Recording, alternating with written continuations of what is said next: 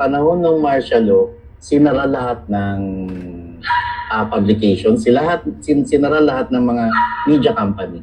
Ang buhay lang noon, ang alam ko ay journal group.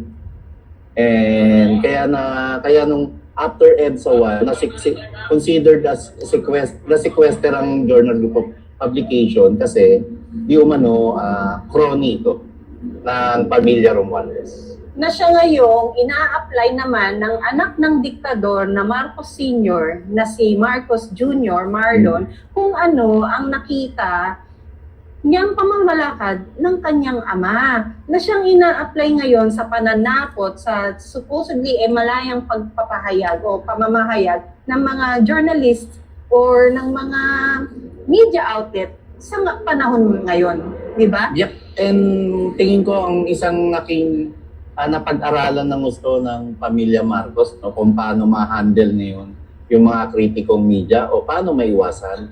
And tingin ko, Pam, naging isang factor na rin dito yung ginawa naman ng Tatay Digong ng ipahiya at ipasara ang ABS-CBN, ipahiya ang Philippine Daily Inquirer, ipahiya yung mga oligarchs. Naku Marlon, yung mga oligarchs na to, sila ang nagpopondo sa ilang mga dambuhalang media company. So mas gusto nila, mas gusto nila na dito na lang tayo sa anak ng isang diktador kaysa sa isang dating pangulo na may magandang legasiya, ngunit handang banggain ang mga olarkiya. Yun yung ano. Ang hindi nagbago dito, Marlon, ang pananaw ng mga media personnel or media men ngayon. Kasi nanatili sila dun sa takot nung nakaraan na hindi nila nalalaman na supposedly kung gagamitin nila ng tama ay mas makapangyarihan sila sa Pangulo at sa nakaupo dahil sila ay dapat may laya talaga na gamitin ang kanilang mga boses sa pagpapahayag ng katotohanan.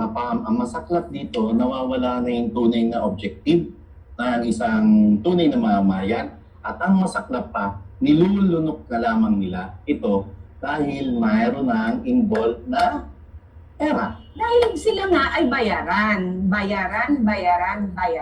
Sila, ang mga prinsipyo nila ay sadya na nilang ipinagbili sa demonyo dahil ayaw na nilang, di ba? Sila nga yung tinatawag na fourth state na dapat sila ang tumutulong mag-neutralize at mag-fiscalize, bantay, di ba? Sa isang mademokratikong bansa na hindi nila ginagawa. Sabi ni Bastaki, two words, money matters. Oo. Sila rin yung sila rin yung biggest contributor ng pagkakaroon ng injustice ng mga Pilipino ngayon, Marlon. Mismo. Dahil hindi nila ipinapahanan kung ano ang mga katotohanan. Mismo. Ganito. So, ang totoo, I hate drugs, sabi ni Bastaki. Ay, nako,